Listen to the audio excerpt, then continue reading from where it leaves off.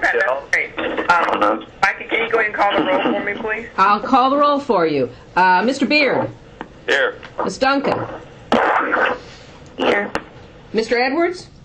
Here. Mr. Franklin. Here. Mrs. Frost. Here. Mr. Hosseini. Here. Dr. Marshall. Mr. Martin. Mr. Perez. Here. Ambassador Rude. Here. Commissioner Smith. Mr. Stavros. Here. Mr. Temple. Here. Mr. Tripp. Here. Dr. Yost. Here. Mr. Colson. Here. Madam Chair, you have a quorum. Great. Thank you very much, Mikey, for calling the roll, and you all very much for joining the call this morning. Let me start by saying it was a very interesting session, and I want to thank Dean Colson and the members of his committee for the time and effort that they put in to ensure that the university system and our board office was adequately covered and treated fairly. I think that it was the leadership of Dean in the very, very tough times that actually made a difference. I know that members of the committee were up here several times. I know that other board members who were not a part of the committee also put in a lot of telephone calls and made appearances up at the Capitol and visited with members of the legislature. And I just want to say thank you. It's because of your concerted efforts that I think that in very tough times we fared very favorably. And I think that you're now facing some other very difficult times as we go through and implement some of the things that were enacted and also deal with some of the budget cuts. But we're pleased that that because of the leadership of our legislative committee and with the work of our Rick, that we're able to make some good things happen. So I just want to first by saying thank you for that. I also want to note that I'm sure that many of you have read the papers already this morning, and that we're going through some very interesting times as the governor now reviews the budget and makes some decisions about what direction he may go in as far as vetoes. Frank and I have already spoken this morning. I'm going to prepare a letter to certainly talk about the importance of the dollars that have been allocated to our system, and certainly about the importance, particularly of the dollars that have been allocated for PICO, and ask the governor to be very mindful of the difference that our system makes. I've also directed Frank to work with the governor's office and certainly make our staff available to address any concerns and to do whatever he can to advocate on behalf of the system. I also would like to extend a special thanks to the lobbyists from each of the universities that work collectively, with Rick and with Frank to make things happen for the system. I think that when dollars are short and are looking for ways to make cuts, that is really the time that folks understand the value of coming together and working together, and I also want to say thanks for that. We have a lot of work to do. You'll find after Dean makes his report that a lot has happened, and we have a lot of responsibilities and different deadlines that we'll be looking to meet between now and the end of the year. And I want to thank you in advance for the time and effort that it's going to take for us to come together and meet those demands. But I'm pleased to know that we have the best board, in the country, and that if anybody can meet the demands that are going to be placed upon us in the next 6 months, I'm sure that we can. So with that, I want to turn the meeting over to the Chancellor for his report. Thank you very much, Madam Chair, and I'll pick up where you just left off. I do thank, as you did, everybody for their involvement in the legislative session. As you know, it was, as they all are, a fascinating session. And the fact that we were organized the way we were, as you mentioned, Madam Chair, was so helpful with our legislative committee, all the members of it, and certainly the coordinated efforts that was put forth by Dean Colson in making sure that it was efficient and effective. But we had numerous members on the committee and off who made regular trips to Tallahassee, as you mentioned, regular phone calls and emails, trying to make sure that we got our message across. And I do thank everybody. I also want to thank you for your commendation of our staff, Rick and our folks, and it is the whole staff during session, because as you all know, one of the things that we are responsible for during session is responding to legislative information requests. So our entire staff is on the ready for that 60 to 90-day period, taking those requests for information, putting them into a user-friendly form, and getting them quickly turned around to 160 members of the legislature and the governor's office. And they really did an outstanding job on that side of the ledger, and then also working with us in committee meetings, individual meetings, to make certain that we were appropriately organized to advocate for our system. And you also mentioned, and I will too, the hard work of all of the folks out there in our universities, from the presidents, members of their boards of trustees, certainly their legislative staff, faculty members, and others who came to Tallahassee, who advocated for not only their position, but most importantly, the system's positions, which is good for everybody. And it was a well-organized effort, and I do thank everybody. We had a pretty good session, all things considered. I just came from a meeting of some of my colleagues in North Carolina, and I guess it's cliche, but it's suffice to say, it could have been much worse. In states like North Carolina that took 17% hits. So while we did not see the federal stimulus money replaced, and there are most of us who didn't believe that was going to happen anyway, we, with the tuition that we're looking at, are not in an unsimilar position to that of last year, although the federal stimulus money effect will be felt. So having said all of that, we're thankful that it could have been worse.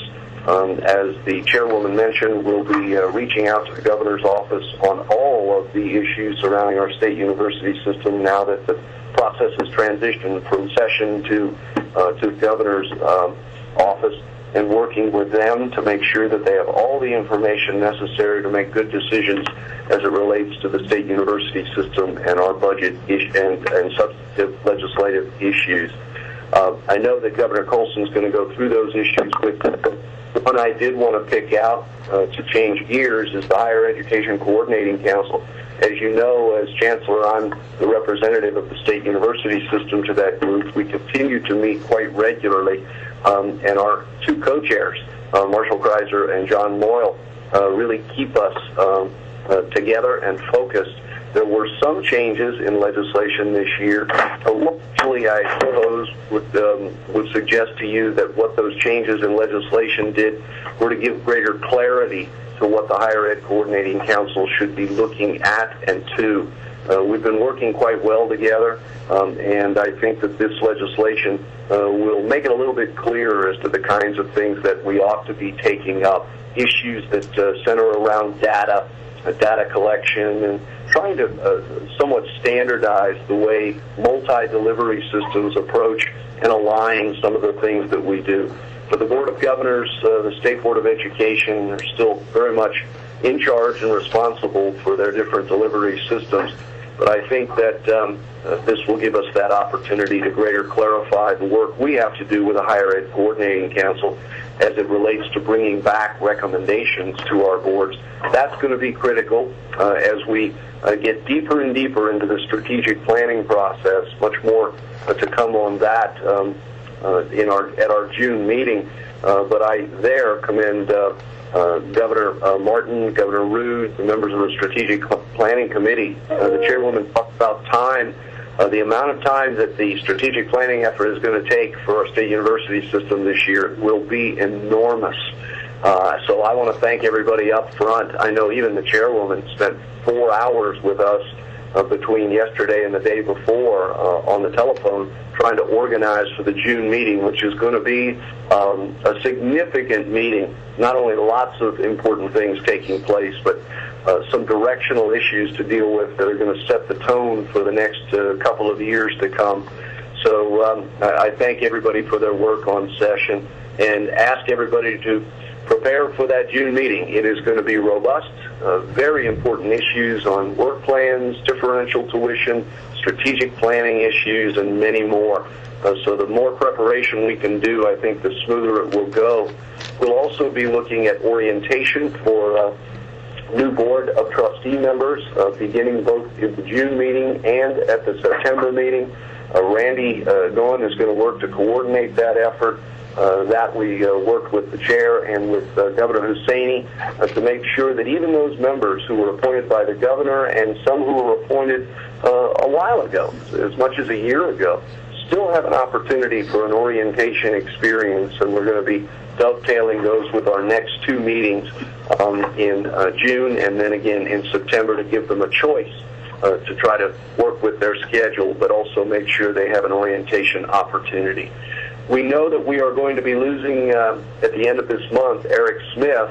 That's not only important because, as I've told you all, he's been great to work with as our Commissioner of Education, but it is going to mean a significant transition, not only for the Higher Ed Coordinating Council, as the Commissioner sits as a member of that, but in all of the work that we're going to be doing on our seamless system, working with pre-K through 12, as well as the State Board of Education and working with the Florida College System. According to the latest reports, there are a half a dozen or so significant persons interested in the job of Commissioner of Education, and the State Board of Education, which has seen some transition of its own, is going to be this summer making a replacement choice for Commissioner Smith. That'll be important to all of us. On that score, Kathleen Shanahan, who many of you know, was elected yesterday as the chairperson of the State Board of Education. Bobby Martinez was selected as the vice chair, and they received a new member from the governor's office who actually comes out of Jacksonville, who will now be serving, and I believe they still have one opening still left on the State Board of Education. So we will be looking to those changes and working very closely with the State Board on many of the changes that are going to impact all of us working forward. Another member of our Board of Governors I wanted to mention, and that is Dr. Yost. I had the opportunity the other day, as I like to meet with the Faculty Senate presidents in Tallahassee, just to make certain that all of those important people who also represent all of our faculties around the state are not only in the loop, but have an opportunity to ask questions about where the Board of Governors is going, what kinds of system issues we're dealing with. We had a chance to talk about some of the legislative initiatives that came out of this cycle, but I want to thank Dr. Yost for coordinating all of that. It really is a great opportunity to speak with and listen to some very important people in our system, and that's our faculty representatives, who are then the conduit back to all of our faculty members around the state. One last recognition is Gallup Franklin. As you know, Gallup is going to be leaving us very soon. He is actually, if you missed the dialogue earlier, calling in this morning from Miami, where he will spend a year doing his clinical rotations in the pharmacy program there. Pat Frost says take Gallup under her wing and teach him about what is Miami, and nobody knows it better than Pat. But we continue to be very proud of him. I had the occasion at the Governor's Mansion last week to MC the program recognizing all of the gubernatorial fellows from around the state of Florida. Gallup was unable to be there because he obviously was in Miami doing his rotational work. But Gallup, I just wanted you to know how very much I enjoyed being with your mother, your grandparents, and even in your absence took the opportunity to recognize you, not just for your work as a student government leader and a student and scholar, but also as you have served the Board of Governors so very well. And we thank you so much for all of that. We continue to be very proud of you. Wish you nothing but the best down there in Miami. You're not only going to be a good pharmacist, you're going to be a great pharmacist. So Thank you very much for those kind words. I will stand down, Madam Chair, and turn it back over to you and the board.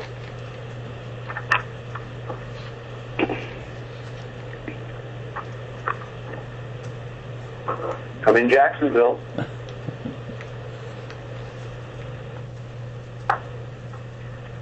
Madam Chair? Oh, my phone was on mute. I apologize. Well, I'm used to you doing that to me, Madam Chair. No, I apologize. Actually, I thought I heard Gallup saying something in response to your comments. Did you say something, Gallup, and I just missed it? Oh, yes, ma'am. I was saying thank you for the kind comments, Chancellor Brogan. I really do appreciate it. Truly did. Thank you very much.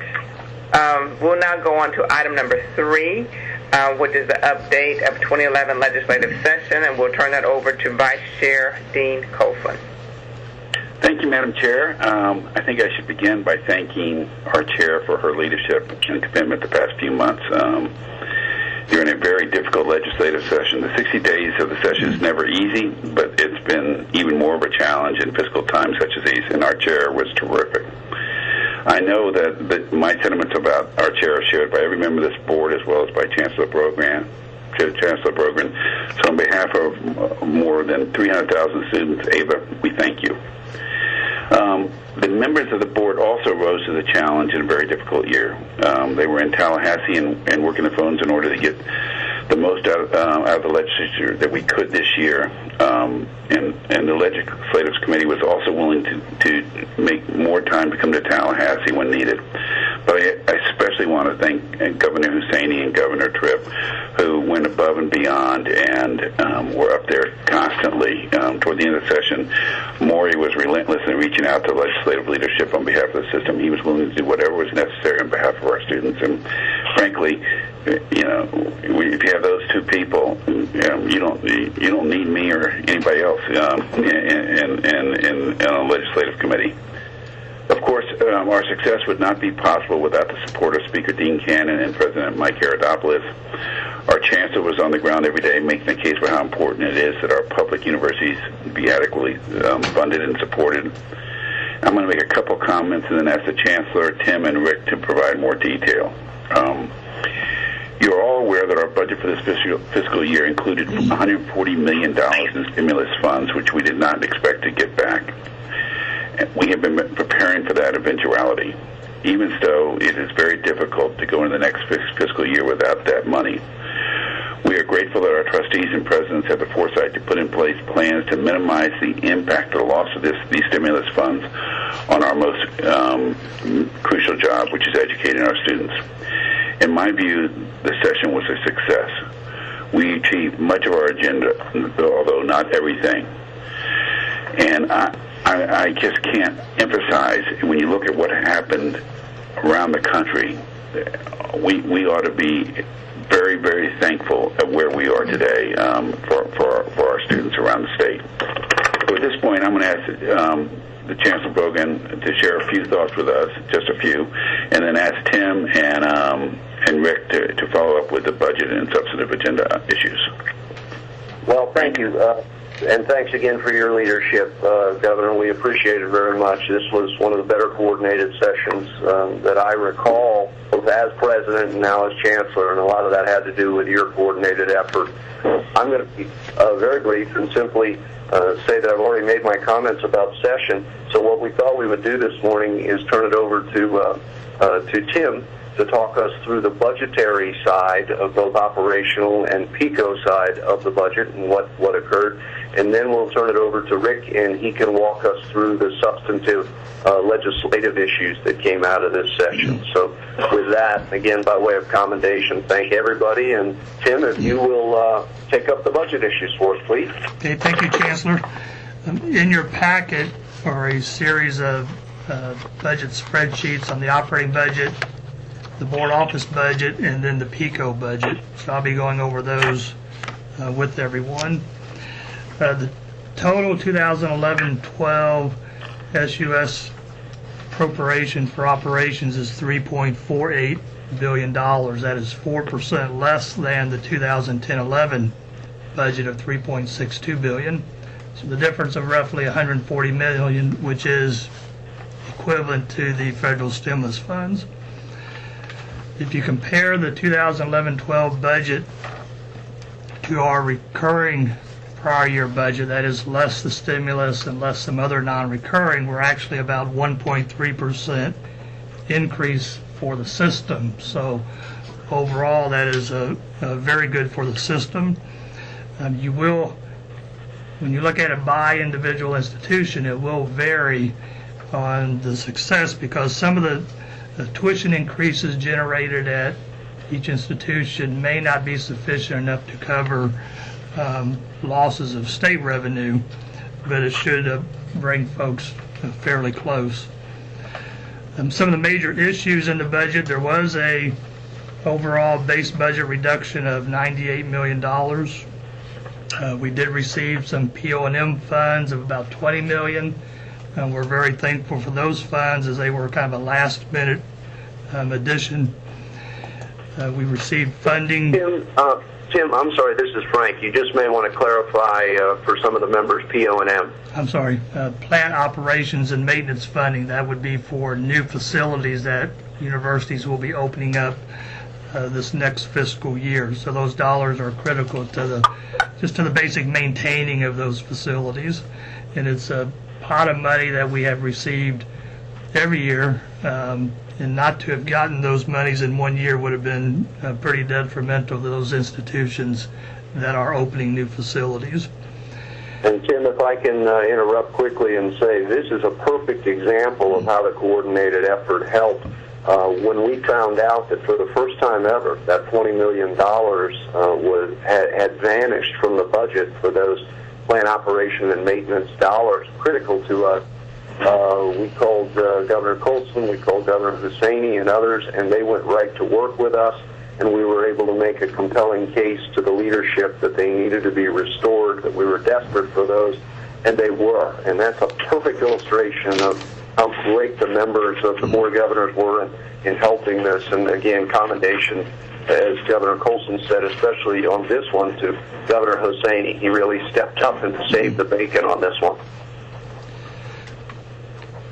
We also received continued phase-in funding of $4.4 million for the UCF and FIU medical schools. That was included in our original LBR.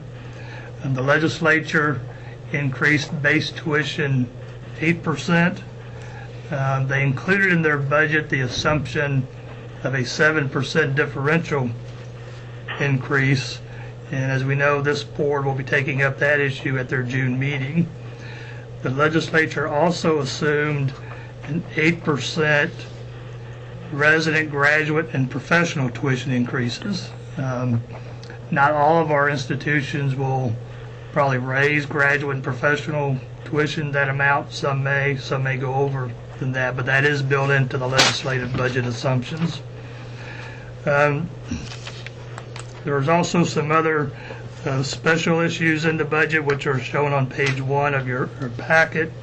A significant one is a reduction of $1.2 million in the Florida Center for Library Automation funding, which is going under an extensive review by the Library Task Force. So those are kind of the major issues related to the SUS operating budget. And briefly going to the board budget, which is on page 2. Our budget is $5.7 million, which is down 7.6% from the prior year.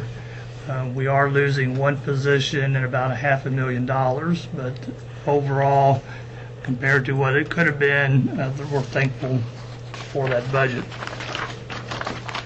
Then finally going to PICO, which starts on page 3 of your packet. There's an overall appropriation of $137 million, of which $26 million is for utilities infrastructure, $13.8 million is for repair, renovation, and remodeling, and then $97 million is for various projects. So we're really thankful to have the infrastructure money, because back in March you'll recall that at the time they were estimating zero PICO money. So to come up with any PICO at this during session was just great for our institutions. So Governor Colson, that concludes our budget report. Thanks, Tim. Rick, you want to go through the substantive stuff? Yes, sir. Thank you, Governor Colson. Board members, let me first talk about the appointees that were up for confirmation during this session. All but 2 of the boards appointees were taken up by the Senate and confirmed. We had one from the University of North Florida and one from Florida International University that not considered by the 2011 legislative, by the Senate. And also, in addition, the governor had some trustees who were confirmed, so a total of 25 trustees were confirmed by the 2011 Senate. And there were also a couple of provisions related to salaries, one for the state university system. Currently, the law allows up to $225,000 of the university president's salary to come from state funds. That amount was lowered to $200,000, and in addition, the amount that could come from state funds for administrators was set at $200,000. Both of those will be effective with this year and expire on June 30th of 2012 for the coming year. And in addition, the Board of Governors had language that limits the salary from state funds for any board employee to no more than $200,000. And that provision also will expire on June 30th of 2012. So for the coming fiscal year, there's a $25,000 reduction in the amount that can come from state funds. Now, the board had a substantive agenda, too, that it voted on, and we did fairly well on that. Probably the biggest thing in that agenda was to deal with concurrency, as that we seek to restore the funding source that would provide for the infrastructure improvements, the off-campus infrastructure improvements related to university construction. We were not able to get that funding restored, and the trust fund itself will be eliminated. We did representatives from the cities and counties and plan to meet with them over the summer to address that issue. Secondly, there were several provisions in law that currently require that the board adopt rules when implementing certain provisions in the statutes. And we were successful in getting 8 of the 10 of those changed to recognize the board's regulation process. The 2 that were not taken up, approved, a personnel issue and child care. And it seems that probably legitimately so, we'd have to deal with those individually, talking with the legislative staff this summer, and so we do plan to do that. And the last thing on the board's agenda, substantive agenda, dealt with summer term attendance.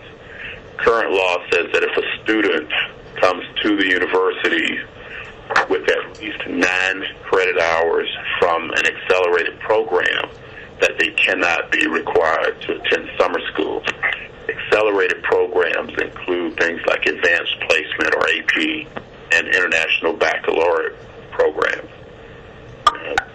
The agenda that you voted asked us to seek a repeal of that provision so that the universities would be better positioned to help students complete their education sooner and to utilize the facilities year-round in a more efficient manner. I have to say that was approved, so there will be a repeal of the section of the law that has that prohibition. And in addition, there is a pilot established or authorized at the University of Florida that allows them to establish an alternate or alternative academic year that would encompass the spring and summer, but not the fall. And it's an initiative that the University of Florida actually put on the table, so that has been authorized. In doing so, it addressed one of the concerns that you expressed if we were going to get a repeal of that summer term prohibition, and that's dealing with Bright Futures paying for summer term attendance. In the pilot, it states that any student who is in that pilot can have their Bright Futures payments applied to summer term attendants if they qualify for that Bright Futures. So we think that's a good first step in opening up Bright Futures for year-round attendance. And, of course, we will follow up with that during the later sessions. Also of importance to the board was the whole issue of matching programs for facilities and operating challenge grant programs. During this session, they voted to suspend both of those programs, and right now the suspension is scheduled to be in place until at least $200 million of the currently eligible donations are matched. And so we'll have to see how that plays out. We will, of course, continue to talk with legislative members about the importance of those two programs and seeking to get those funds matched, particularly because we want to continue to have those funds available for the good purposes for which they are donated. And related to fixed capital also is a provision that would authorize universities to spend carry-forward money from the current year's operational appropriation for fixed capital projects if they are being spent for a project that has been authorized for a new campus, and that could be a branch campus. So we'll continue to let you know how that progresses. Now, there were two issues that came up that failed, but I thought it important to bring to your attention. One would have changed how the student representative is selected to the Board of Governors. Currently, that representative is chosen by the Florida Student Association by a vote of its body. The proposal would have eliminated the students' involvement and allowed the governor to make that appointment. And of course, the constitutional amendment in 2002 just created the current format, and so we thought we need to allow time for that format to manifest itself and for us to work through all the changes that were required as a result of it, and that is occurring. So we're hoping that this format will be allowed to work, and so we did our best to educate the members on why it was important to not seek a change to the governance of the university system, given all that has occurred in the last 10, 15 years. And of course, they heard us, and that bill did not pass. In addition, there was a bill that originally would have allowed guns on university campuses. And of course, our university police chiefs were extremely concerned about that matter and came to Tallahassee to address committees to explain the public safety concerns that they have. And of course, Chancellor Brogan and committee members, the legislative committee members, were very supportive of what our chiefs were telling us was important for the safety of our students. And during those discussions and committees, various committees, the provision that would have allowed guns on university campuses was amended out. So the bill passed without having those provisions. So we're very grateful to our police chiefs for their hard work on that issue. Chancellor Brogan mentioned the Higher Education Coordinating Council. The only thing I wanted to point out is that the report of that body is due December 31st of 2011, this year. So it's a pretty aggressive time frame for getting its work done. And related to fees, there's a provision that will allow universities to use a portion of their tuition differential set aside for need-based aid for other undergraduate purposes, as long as the university has met all of the tuition and fee needs of its Pell Grant recipients. So that's a change in the way that 30% has been treated to now. So I wanted wanted to point out to you that change, because I know you're very concerned with how our students are able to pay for a university education. Chancellor also mentioned the library automation project, and Chancellor Brogan and Chancellor Holcomb were successful in asking the legislature to allow the university system to work with the college system to come up with a joint library organization. The report for doing that, recommendations are due by January 1 of 2012. And so the committee, the task force, is already working toward that end. And, of course, we'll keep you informed of the progress.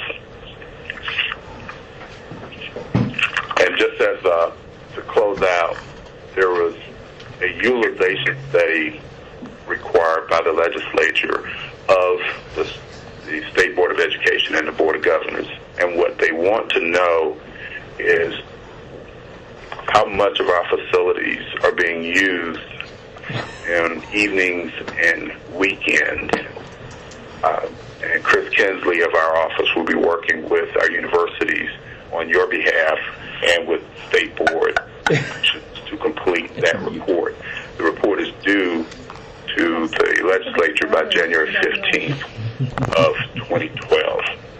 And with that, those are the major things substantively that came out of the session, and I'd be happy to answer your questions on other issues that might be of interest to you. Madam Chair, I have two quick comments, then I'll wrap up, or you can open it up for questions. One is, Tim and Rick were great during the session. I mean, and I'm sure they have lots of other people who were great too, but they're the two people I dealt with most, and I highly commend the effort they put in during the session, and they've been very responsive and terrific. And my other observation is the political leadership in the House and Senate are very, very supportive of higher education. And the fact that we ended up where we are in a very tough year where they had to make very difficult decisions reflects that support. And I think we all owe a debt of gratitude to that leadership, to the leadership of both the House and Senate. And I turn it back to you, Madam Chair. Thank you very much, Dean, and thank you very much, Rick. Members of the board, do you guys have any questions? This is Gus Stavros.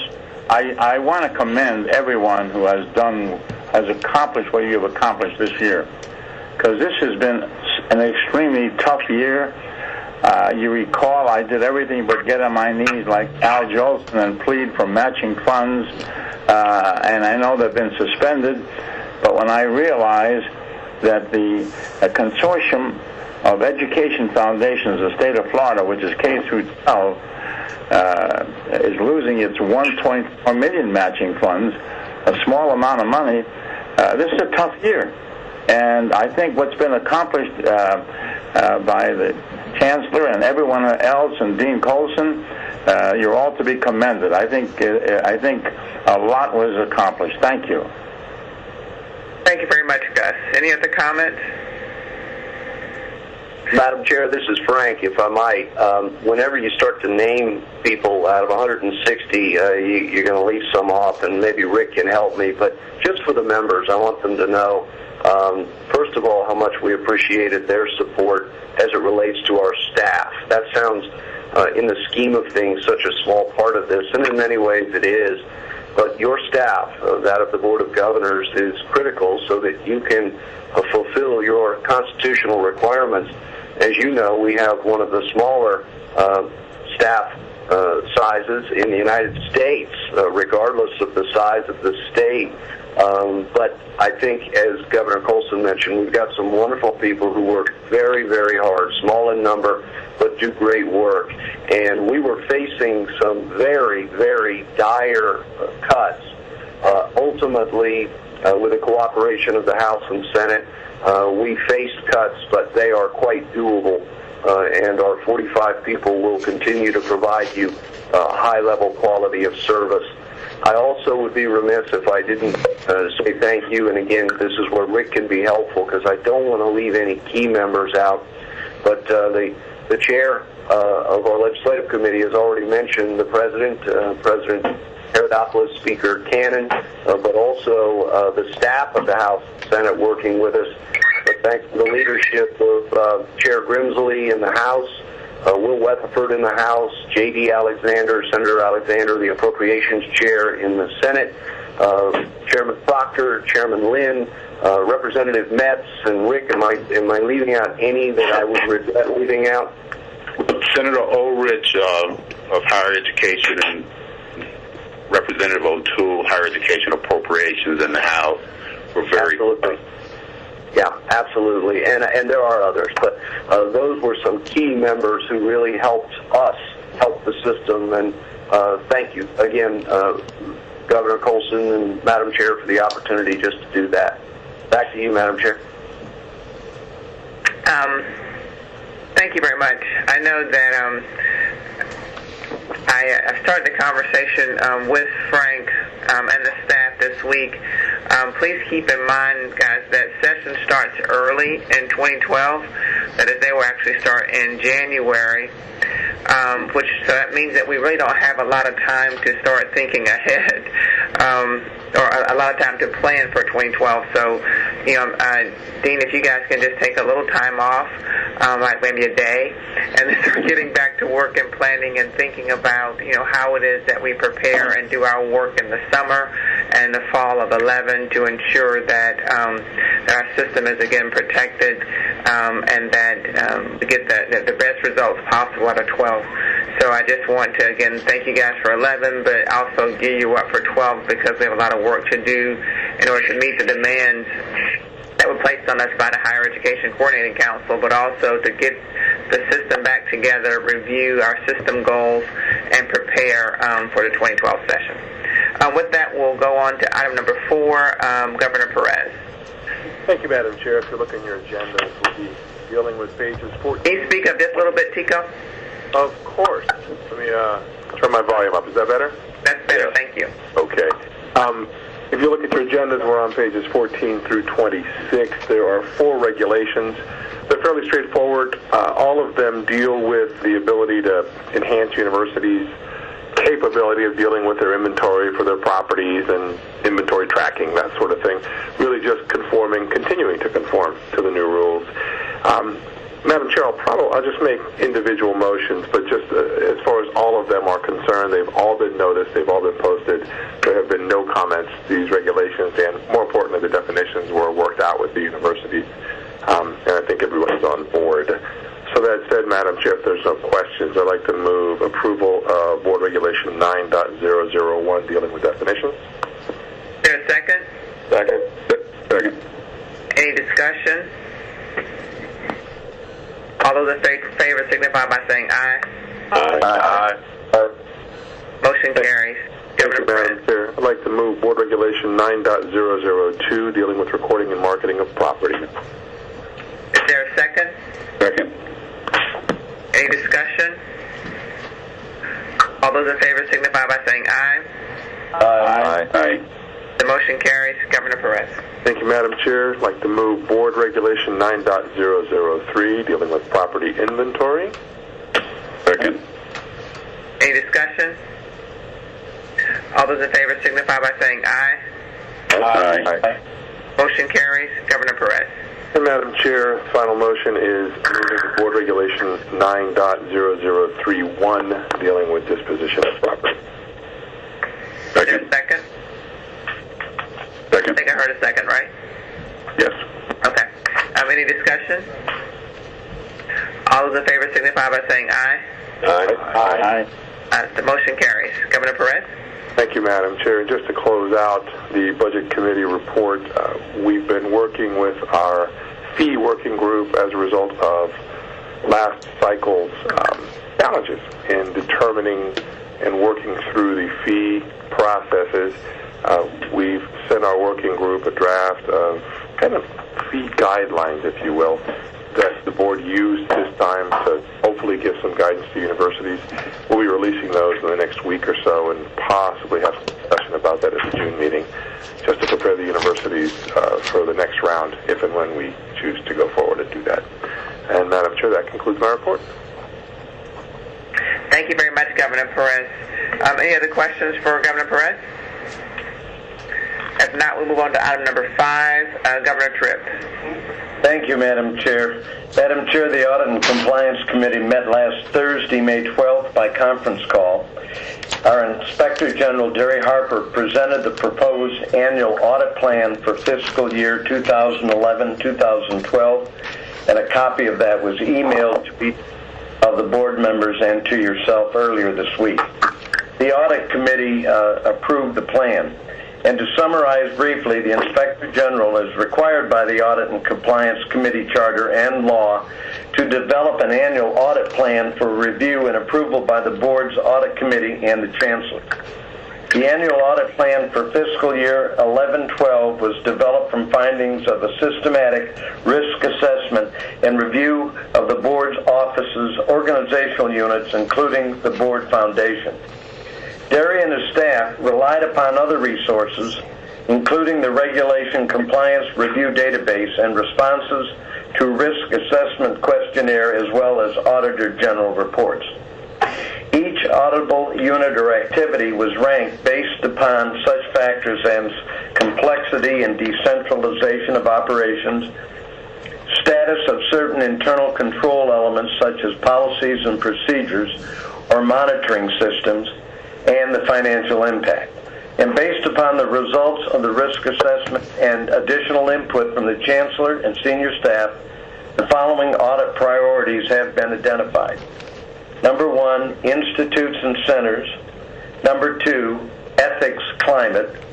Number 3, tuition differential. In other words, tuition and fee programs.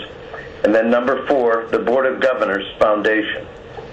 The Board has previously delegated to the Audit Committee the duty to review and approve the annual audit plan. Therefore, a vote by the full Board will not be necessary. That plan was approved by the Audit Committee. And in accordance with its charter, the Audit Committee presents to you today the annual audit plan for fiscal year 11-12 for your consideration. And we had previously asked you to sign the document as Chairwoman, acknowledging your acceptance of it. Thank you, Madam Chair. Thank you, Governor Tripp. Are there any questions for Governor Tripp? And Governor Tripp, I want to make sure the report you just provided, it does not require a motion. Is that correct? No, it does not. That's for information only. The Board previously delegated to the Audit and Compliance Committee the authority to set the audit plan. Okay.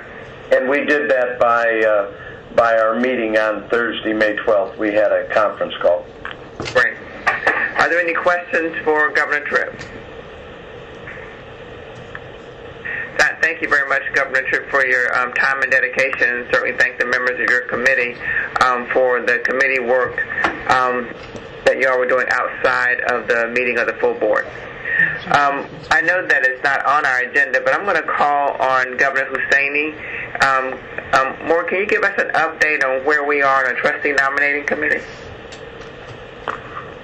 Madam Chair, I want to share, before I start my report, share a secret with you, with the legislators. Okay. When we were talking to them about cutting our staff to half, and I told them I did not see any problem with that because we will be moving to Tallahassee to take on some of the job that needs to be done. And since we can't afford to get our own place and there is not room available while the session is placed, that we would like me and Norman Tripp to move in with them, and we don't have any problem to use the couch. That was very successful in for them to say, no, I don't think that's a good idea, so that really worked with them. We appreciate the fact that you and Norm are willing to give up your day jobs and to become full-time staff people for the Board of Governors, and that you're willing to move in with some of the legislators to make it happen. So thank you for that dedication, Norm and Moore. Which legislators? Madam Chair, member of the board, the trustee nominating committee has been working this year to fill open position on our 11 board of trustees. In January, we completed more than half of our appointments and now have positions left to fill on UF, UCF, UWF, UNF, and FIU boards. Since we have had a few new vacancies come this year and have lost a few candidates from our applicant pools, we have decided to reopen the application period for trustees at UF, UCF, UNF, and FIU. As there have been no changes to the applicant pool at UWF, I have asked the board members who have the UWF applications to proceed with their interview and reviews. Madam Chair, there was an opportunity came up in working with the governor and governor's office in appointments. We worked together directly with the governor in appointments and basically sharing files and looking at the different people have applied the same time to our board and with the governor. And governor was interested in looking at our pool, and he was interested in some of our pool. We had a great pool, and we had a great people that was coming up through the system, and so governor felt that he can appoint some of those people, and he did. We gave him the opportunity. So it worked very well with the governor, and so we continue in the future basically sharing together, going through this process. And we also had a couple of appointments that did not go through the legislators, and that came back to us, thus giving us the opportunity to open up. So our application and selection procedure calls for a 30-day application period. We posted the application process on Monday, May 16, 2011. The 30-day period ends on June 15, 2011. I will ask the members of the trustee nominating committee to review applications as they are submitted, make decisions about interviews, and proceed with these interviews during the 30 days period, recognizing that there may be excellent candidates who submitted their application on the last day of application period. My hope is that we can complete our work and bring recommendation to the full board at our June meeting to fill this trustee position. I know that this is ambitious schedule, but I am committed to filling all these vacancies as soon as possible, as we have discussed in our January meeting. Also, Chair Parker, I have discussed an orientation schedule for these new trustees.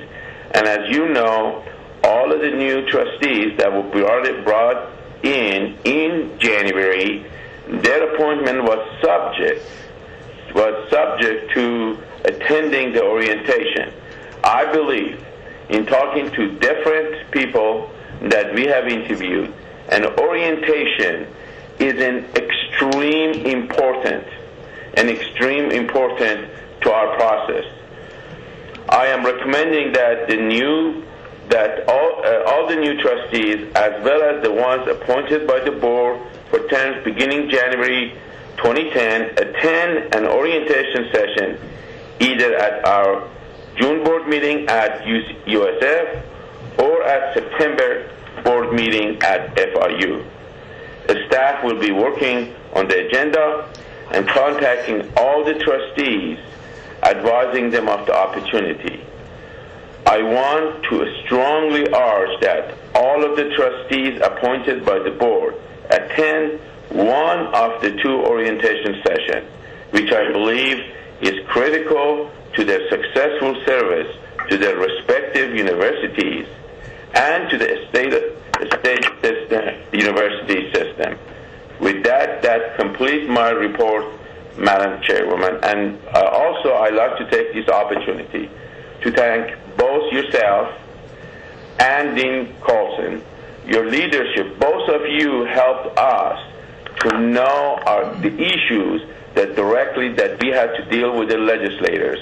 Thank you so much for helping us with that, and I'm finished. Thank you. Thank you very much, Governor Hussaini, and certainly for all the work that you've put in with the nominating committee as well as your work with the legislature. We really appreciate it. Your service and commitment have just been amazing, so thanks a lot. But members of the board, do you guys have any questions for Governor Hussaini and a report regarding the status of the nominating committee?